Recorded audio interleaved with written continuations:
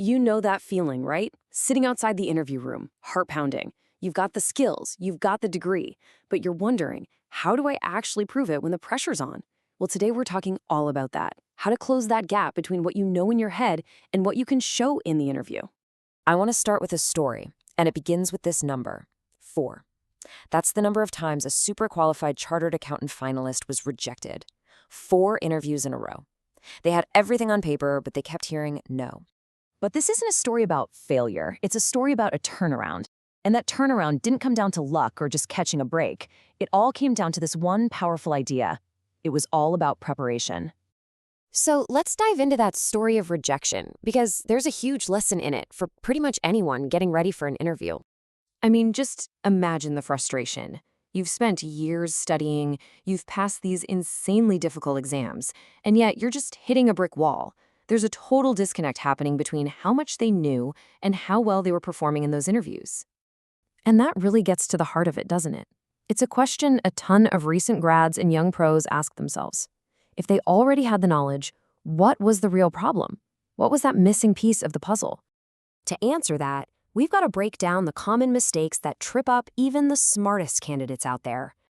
And here it is. This is the big one, the theory-practice gap. This is the core issue. It's that classic problem where you can define a term straight from the textbook, but you can't explain how it actually helps a business make money or solve a problem. You've got the theory down, but you can't show the practice. Now, this gap, it shows up in a few key ways. First, you get those bookish answers that sound like you're reciting a lecture.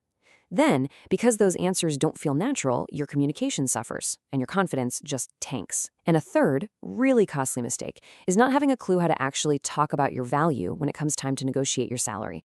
This chart just nails that first point. A bookish answer explains the what. A practical one shows the how and the why.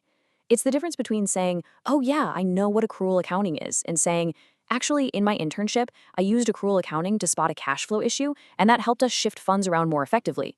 See the difference? One sounds like a student, the other sounds like a problem solver. One is just knowledge, the other is value. All right, so we've diagnosed the problem. Now for the good part. How do we fix it? How do you actually build that bridge from theory to practice? And here's the secret. The solution isn't to go bury your head in more books. You're already qualified.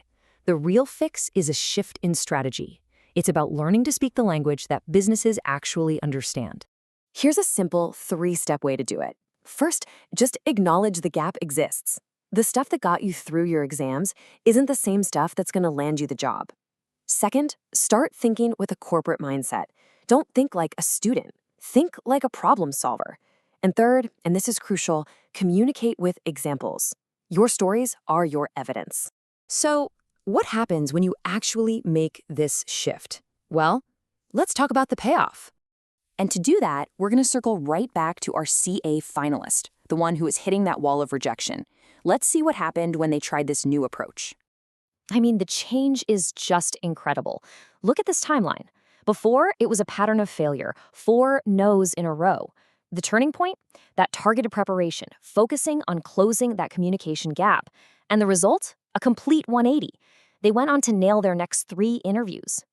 And the payoff wasn't just a job offer. It was a much better one. They landed a role at a big multinational company with a salary that was a full 20% higher than what they were being offered before. That's what happens when you learn to communicate your value. Your perceived value goes way up. Which brings us right back to our main point. This wasn't some fluke or a lucky break. This was the direct, predictable result of doing the right kind of prep work. At the end of the day, your skills are your value. But it's effective preparation that takes that potential value and makes it real to an employer.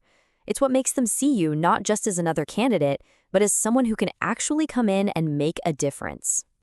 So I'll leave you with this final thought. Next time you're getting ready for an interview, ask yourself, what story am I preparing to tell? Is it the story of a student who knows the material? Or is it the story of a professional who's ready to deliver results?